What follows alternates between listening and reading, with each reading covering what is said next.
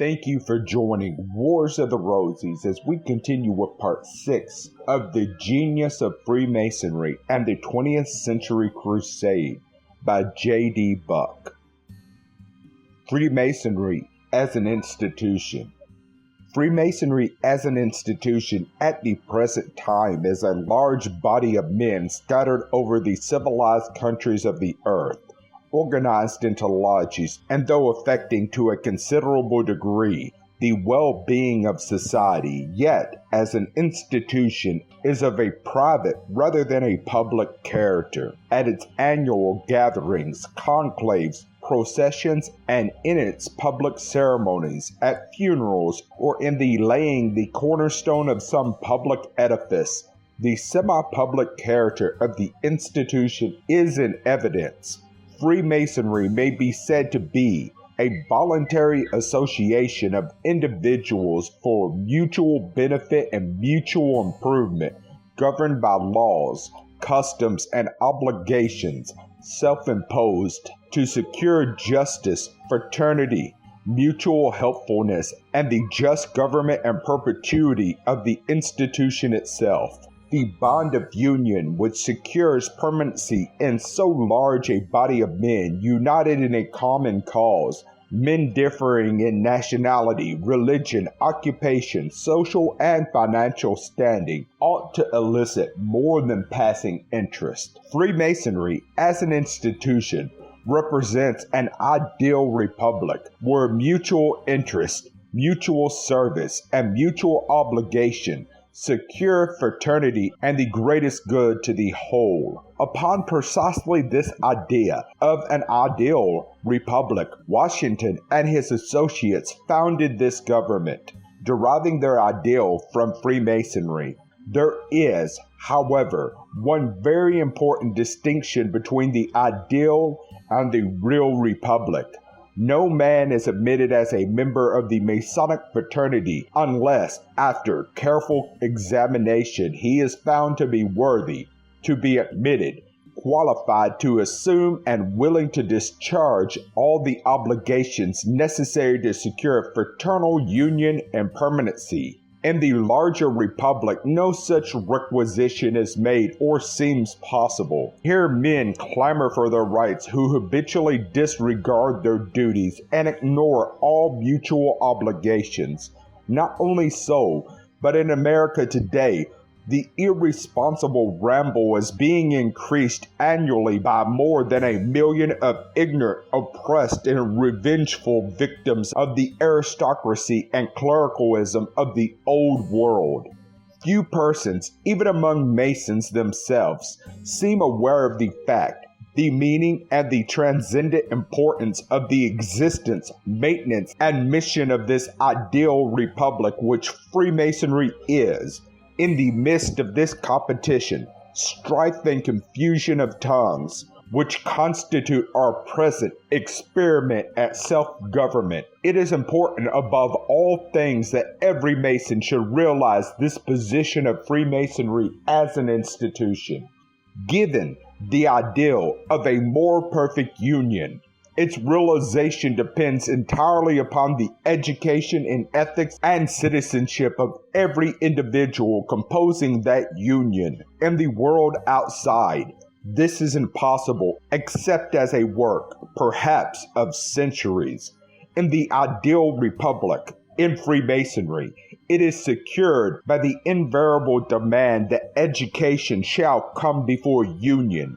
The ideal republic selects and tests its applicants for citizenship before admitting them, and it seldom makes a mistake. Here, then, exists an ideal republic within that conglomerate mass constituting the nation. It is composed of a body of men representing equity, fraternity, equality, and is like a living germ within an outer structure, numbering between 2 and 3 millions of men in this country. Now comes the important question. Has this body of men, so constituted, so endowed, and so prepared for citizenship, so function, office, or duty to the community on the part of the institution they constitute and represent?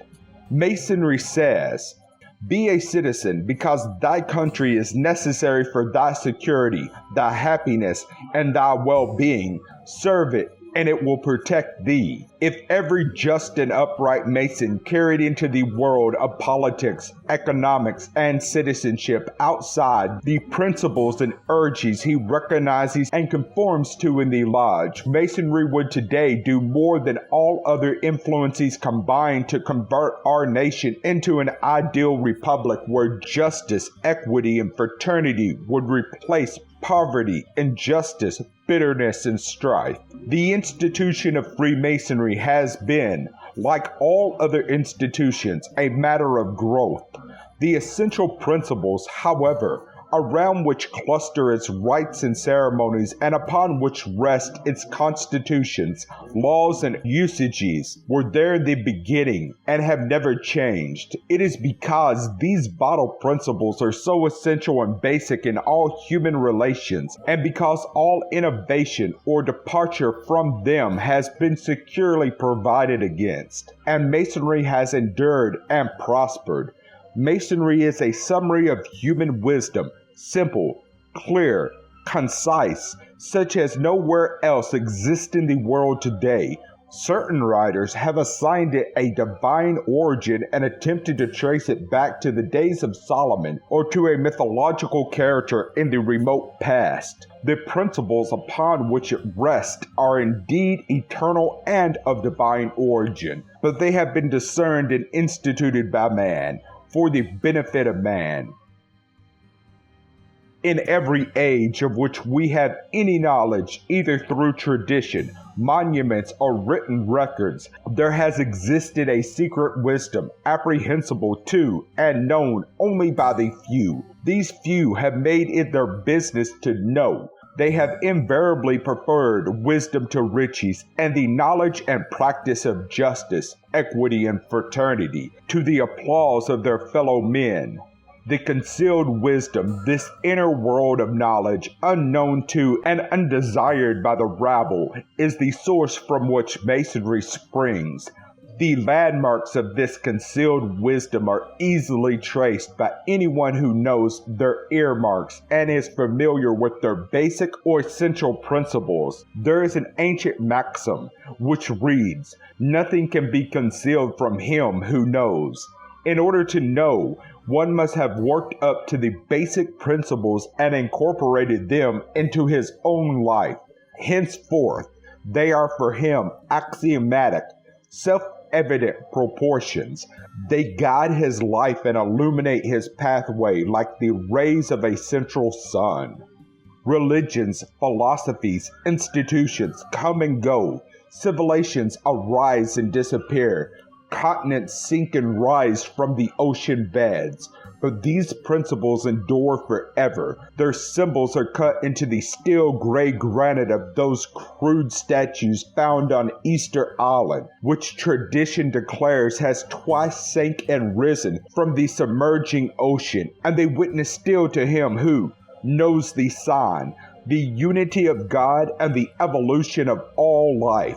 I have said that Masonry is a summary of human wisdom in the essential principles that concern the ethical well-being of man. He who recognizes them, conforms to them, and practices them amongst his fellow men is on the lines of higher human evolution. They could not be more true, more essential, and beneficent had they been transmitted to man miraculously, carved in stone or set in jewels direct from the hand of God. Wise men in their enthusiasm, impressed with the wisdom and beneficence of these basic principles, have attributed to them divine origin, thinking perhaps that it were better that the ignorant should hold them superstitiously and follow them blindly than to ignore them altogether. One writer records the fact that in the Far East, beyond the bounds of civilization, the robber, while stealing your purse, will recite his slogan, "All men are brothers." Enforced obedience to law is often better than none at all, but he who is first made a Mason in his heart will be a different citizen altogether. The wicked obey the law through fear. The wise keep the law through knowledge.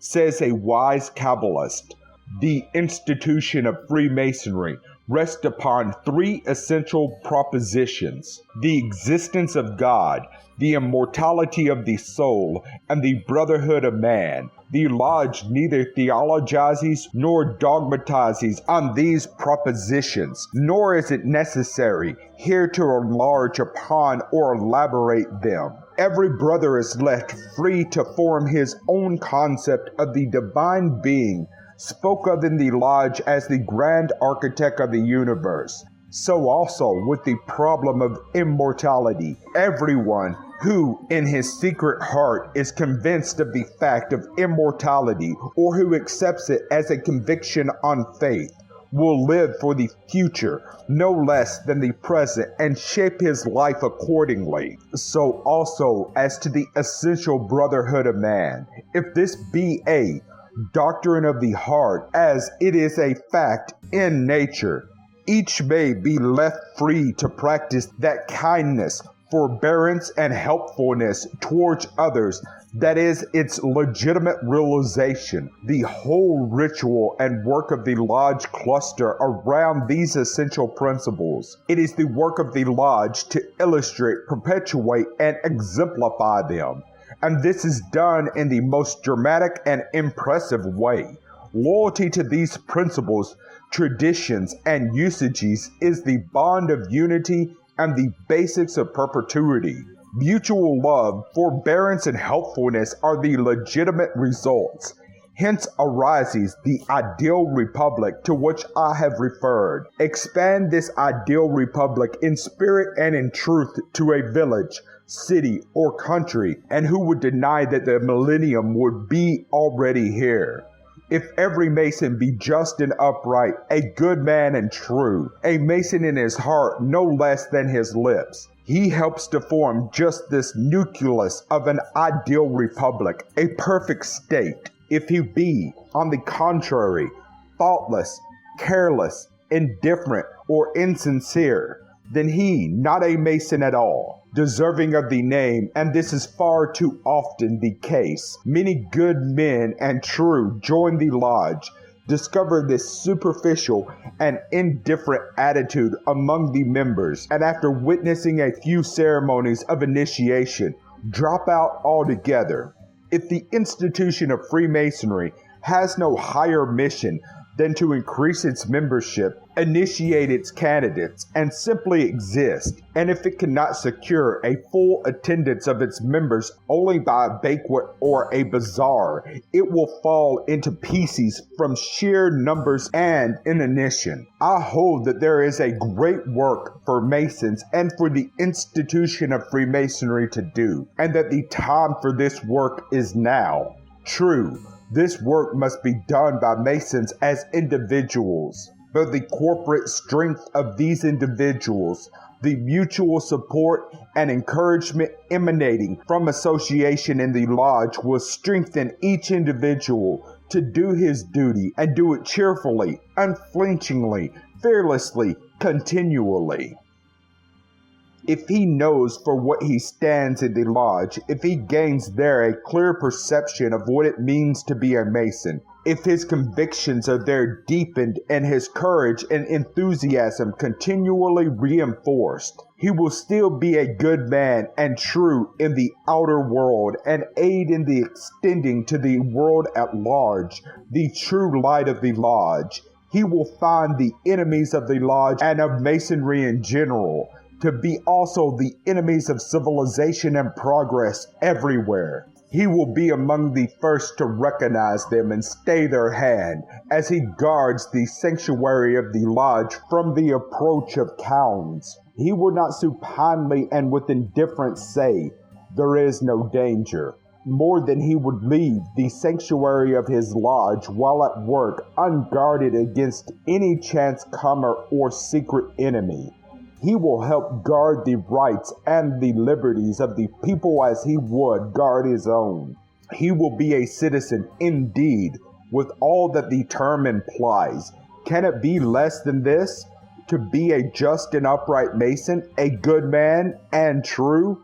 If every Mason did this, his whole duty the institution of Freemasonry would stand as it was designed to stand and ought to stand, as first among all human institutions in the onward and upward evolution of the human race by virtue of its work. This is the work of the Lodge, and it is difficult to see how any intelligent, just, and upright Mason can overlook, ignore, or deny it. What excuse, then, can he offer for indifference to this work?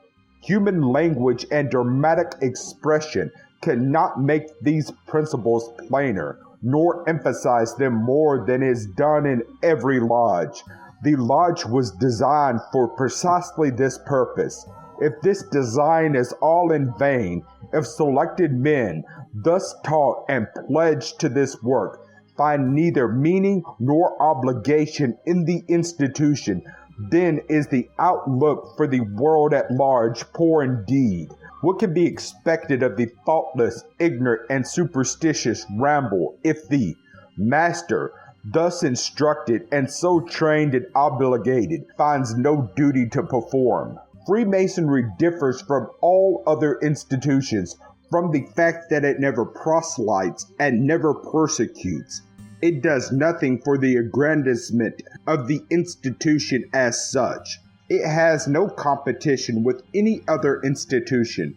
It recognizes neither equals nor rivals. Here seems to be a strange paradox, and it will be specially noted in the view of what is herein said with regard to papacy. The paradox will wholly disappear if the papacy will let politics entirely alone and strictly confine itself to so-called religion. The Masons everywhere is an enemy of popery, because popery seeks to deny, control, or abrogate every right of citizenship. It denies man's right to life, liberty, and the pursuit of happiness. Masons are made out of free men and not out of slaves. There are, and there can be no free men where popery has control. This principle of freedom lies back of Masonry as it underlines the foundation of this government. It is necessary that the basic, the real genius of these two institutions should be clearly understood and accurately distinguished, for they are exact opposites and are antagonistic to the last degree. The antagonism does not provide that we as Masons shall endeavor to tear down popery and build up Masonry as institutions. The Pope recognizes this distinction when he differentiates between his individual opinions and utterances, and when he speaks ex cathedra. He does this, however, only as subterfuge, when from contradictions and inconsistencies he finds himself in a corner, or when the most glaring inconsistencies and unreconcilable contradictions are shown between his own encyclicals and those of his predecessors, all of which are declared infallible. The jurisdiction of Masonry and of the Lodge over the individual Mason has no direct political bearing or religious basis. Every man and Mason is left in both these directions absolutely free. It is in his moral and ethical life as an individual that Masonry undertakes to instruct. So instructed, however, the individual character of the man ought to be a moral force in society. He ought to cooperate with all good men everywhere in upbuilding society. Thus, it may be seen that the institution of Freemasonry, worldwide as it is, and a world power in the broadest and best sense, approaches and concerns mankind as individuals and not en masse. Political ambition and the aggrandizement of the order as such are not part of its motive or aim. Suppose, for example, that in a city of 100,000 people there were 20,000 voters, and that 2,000 of these were Freemasons, rather equally divided between the two political parties. Suppose that the grant of a franchise was proposed to a private corporation under terms and conditions disadvantageous to the city, but exceedingly advantageous to the corporation seeking it, and that the private corporation, including leading politicians of one or both parties or involved prospective graft for them. Under these conditions, if the 2,000 Masons, from a sense of duty, common honesty, and civic pride, ignored party lines altogether and voted against the measure, they might defeat it and thus hold the balance of power. Masonry, as an institution, would have nothing to do with such a matter, but Masons, as upright men and good citizens, would have a good deal to do with it.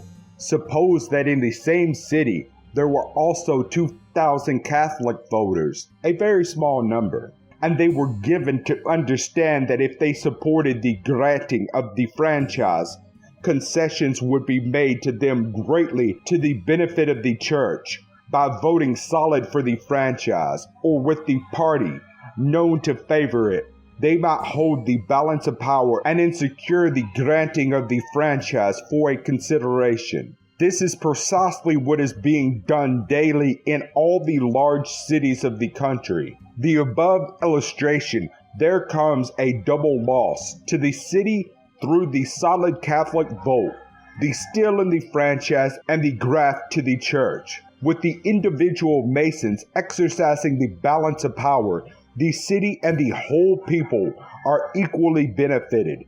The Masonic institution gets nothing. It desires nothing of the kind. Individual Masons derive the satisfaction of having done a simple duty. Every good Mason is thus a good citizen. When honest men, without personal motivation, hold the power balance in any city or in the general government, that city in this country will be well governed. Never till then. Special favors to Mother Church are no more consistent with civic justice and the rights and benefits of the whole people than graft to the boss or favors to private corporations. Freemasonry as an institution has never received, does not desire, nor would it accept such special concessions under any conditions or circumstances. It would be wholly un-Masonic, but such is the meaning and the continual menace of a solid Catholic vote. It ignores justice and civic duty entirely and means graft only. The character and meaning of Masonry as an institution is thus made clearly by contrast. Masons ought to accept the challenge of popery at every point and try issues in the light of the 20th century. These two world powers represent a complete antithesis. Modernisms are to be removed from professorships and the direction of educational institutions. The clergy and faithful are not to be allowed to read modernist publications. A committee of censorship is to be established in every diocese to pass upon publications which the clergy and faithful shall be permitted to read. Pope Pius X, 1907. Thank you for watching, and please don't forget to share, like, subscribe, and comment. And if you can, please consider donating to Wars of the Rosies. Links to PayPal and Patreon are in the description. Thank you so very much.